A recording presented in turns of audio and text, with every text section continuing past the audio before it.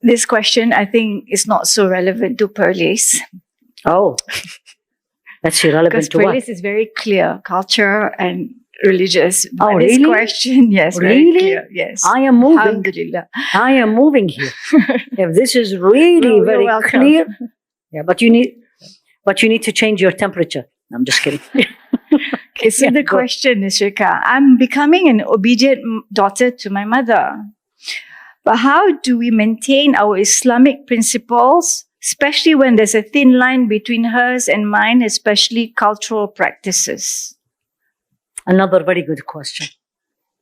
And that's not only mother. That could be mother. That could be spouse. That could be siblings, right? So I am obedient to my mother. Lovely. I love the start of the question.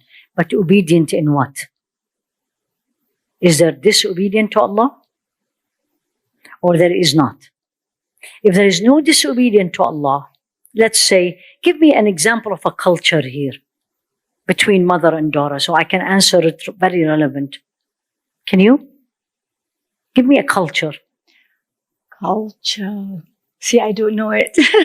Okay. Culture. Oh, there are a lot of things that we do that are not encouraged. It's not sunnah here. Like what? Like the famous one is kenduri. What is kenduri in English? Like we have after a funeral, some culture, not here, some culture outside Perlis, we will do a Food? eating session. Yeah, makan session. What 3 days, 5 days, 100 days. That's even worse. We do yeah. 7, 40. No, we do 3, 7, 40, and 1 year. Nothing to do with sunnah.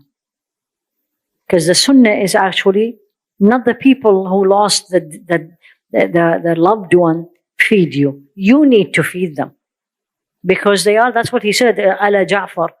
The family of Ja'far, when they lost, like the musabahum ashghalahum, the loss is making them so busy. It's not about food.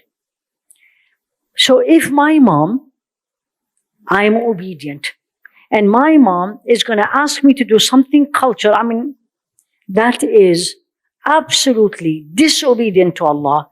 Now comes how I'm going to handle this. I cannot tell my mom, no, I am not doing this. This is not pleasing to Allah. Because the way I said it is not pleasing to Allah.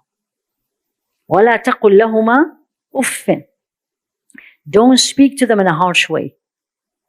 But I need to tell mom, I can't do it. And then I have to use every way Allah subhanahu wa ta'ala gave me to please her. Now you really have to have a lot of wisdom. If me saying no to my mom gonna bring way more harm than me saying yes, then I'm gonna say to Allah, Allahumma inni ukrihta ala ma karat. Ya Allah, I'm being forced to do something you don't like. Did you see? It all depends what will happen if I don't do that. What will happen if I do that? But in general, the relationship between daughter or children and parents, not only mother, but definitely mother is number one in the right. But in general, obedience in general, but not in the very negative way, and treat them well. This is unquestionable. But then you have every case, لكل حادث حديث, as they say in the Arabic language. Every situation has its own solution. But in general, especially when I'll give you one example. Use dua, ya nas. Use dua to change your life. One time I was invited, not here, of course, and not recently. And it was the biggest wedding in town. And it was in one of these very famous hotels. I can't remember, honestly. And every person in the masjid was invited. Every human being. So you will imagine that the wedding will be Islamic, right?